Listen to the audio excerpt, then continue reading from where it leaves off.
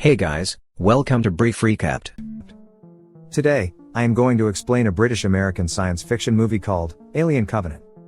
Spoilers ahead. Watch out and take care. At the beginning of the movie, David, a human-like robot, gets activated and is interviewed by Peter Wayland, who claims to be his father and creator. David seems to be a very intelligent robot, as he is able to play piano songs requested by his maker. Meanwhile, Wayland states that one day, they will search for mankind's creator together. In the near future, many years later after the Prometheus expedition, a colony spaceship called Covenant is on its route to the planet Aurigae 6 with ETA for about 7 years. The ship is carrying more than 2,000 colonists in hypersleep and more than 1,000 human embryos. While the advanced android robot of David, who is responsible for the ship, Walter attempts to recharge the energy grid, the vessel is suddenly struck by a neutrino blast for nearby stellar ignition, causing major damage to the grid and igniting several fires on the board. This event forces Walter to initiate emergency crew revival from the hypersleep, which awakens 15 of the ship's crew. But unfortunately, Captain Branson is incinerated and killed inside his cryotube due to its inability to open. Now, this surviving crew manages to bring the disaster under control. Daniels is the one member who feels the most lost, because Branson was her lover. On the other hand, Chris Oram is appointed to be the ship captain and is responsible for every decision. He explains that they have lost 47 colonists and 16 embryos due to the previous disaster. Chris then commands Walter to undergo an analysis to understand why the event occurred, but then Walter replies that it was a random localized event, which is impossible to be detected. After several conversations about luck and determination, the crew starts to fix the ship. Daniels and Walter inspect the terraforming bay, whilst Tennessee and a crew go outside the ship to conduct exterior repairs. They manage to sail on the track and activate the ship's power again. While undertaking a spacewalk back to the vessel, Tennessee picks up a fragmented and distorted transmission through his spacesuit's communication system. The board then analyzes the message, and the crew is able to discern an unidentified human, humming a classic rock band song within the image. They manage to trace the rogue transmission to its source, discovering that it originated from a nearby planet, which is perfect for human habitation, even much better than Aurigae 6, the planet they're going for. They also find out that it only takes a few weeks to reach the planet, meaning that the crew is not required to get back to hypersleep, after what happened to the previous captain. Presented with a seemingly perfect planet, Orm commands to take a greater look at it. But, Daniels rejects the plan, claiming that it is just too risky to go to the planet. That is just too good to be true, but then later is overruled by the captain.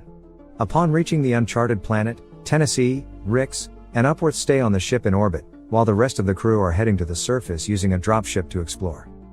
After a rough journey, the crew discovers a verdant world developed in vegetation and decides to land on the planet for further exploration.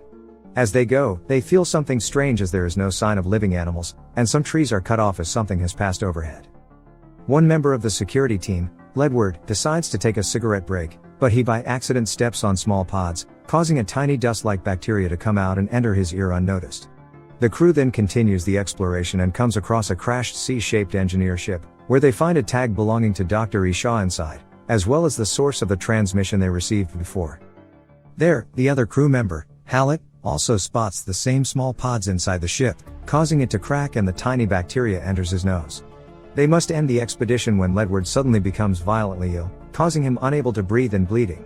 Moments later, a pale alien creature, known as a neomorph, ruptures Ledward's back and attacks Karina, mauling her to death. Equipped with a gun, Maggie attempts to kill the creature, but she misses and accidentally shoots several flammable tanks on the ship, triggering an explosion that kills her and destroys the entire dropship. Just then, the alien creature manages to escape. Outside, Hallett's condition is getting worse, and suddenly a second neomorph comes out from his mouth, killing him instantly.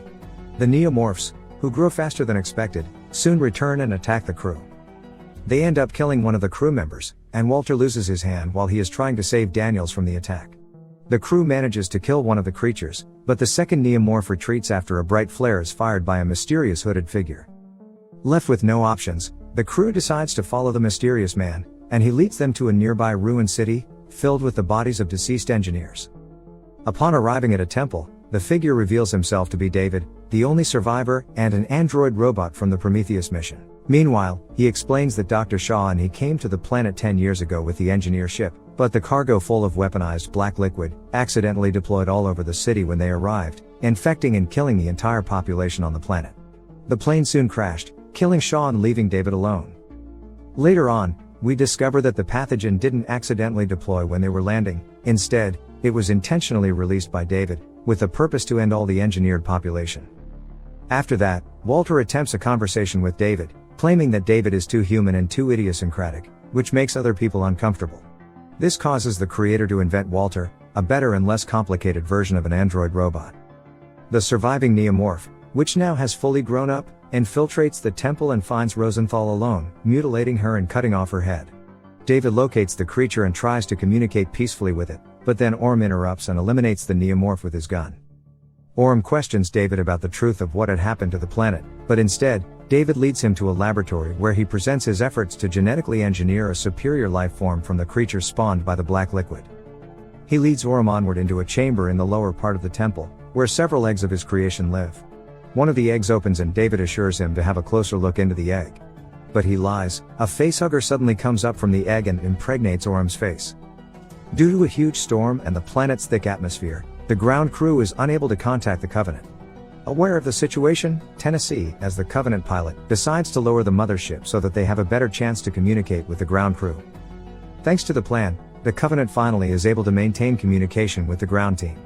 They request to do an immediate pickup and Daniel suggests Tennessee to use the cargo lift even though it is quite risky. Hours later, Orm awakens, but it does not last long as an alien creature ruptures his chest and comes out, executing him instantly while fascinating David. As the others search for Orm and Rosenthal, Walter discovers Shaw's dissected corpse, which was used by David as a host body to evolve his engineered creature. David then spots Walter in the room and both of them start a conversation. David claims humans are a dying species grasping for resurrection, and don't deserve a second chance to start again. He also states that his designed creature is a perfect organism. When Walter disagrees with the statement, and says that he won't let David leave the place, David stabs Walter in the neck and leaves him to suffer on the ground. Meanwhile, Sergeant Lope is attacked by a facehugger while the crew is looking for Orm. Cole manages to save him by cutting it off him, but the liquid form creature causes Lope's face to burn. Unfortunately, Cole is suddenly killed by a fully grown black alien known as a protomorph while Lope manages to escape. In another room of the temple, David confronts Daniels, correctly guessing that Dr. Shaw wasn't killed because of the crash. He then confirms that he killed Shaw during his experiments. Suddenly, Walter, who was able to self-repair himself, comes into the room and saves Daniels. The two robots engage in a duel. It shows that Walter is much stronger, and manages to strike several punches towards David. Daniels meets Lope and they manage to escape from the temple, waiting to be picked up by Tennessee with the ship's cargo transporter sled. The remaining crew manages to get into the cargo ship, but they are pursued by the protomorph unnoticed.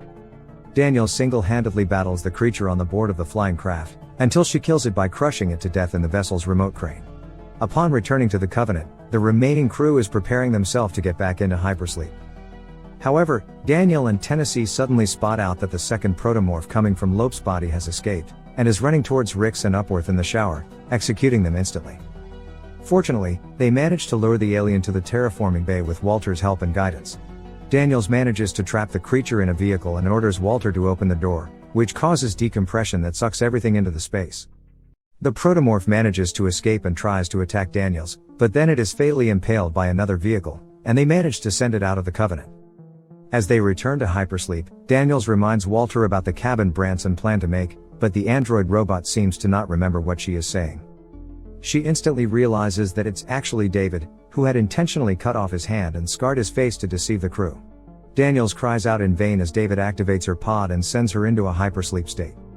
Now, alone in the ship, David enters a bay full of colonists and regurgitates two small facehugger embryos, placing them into cold storage next to the human embryos.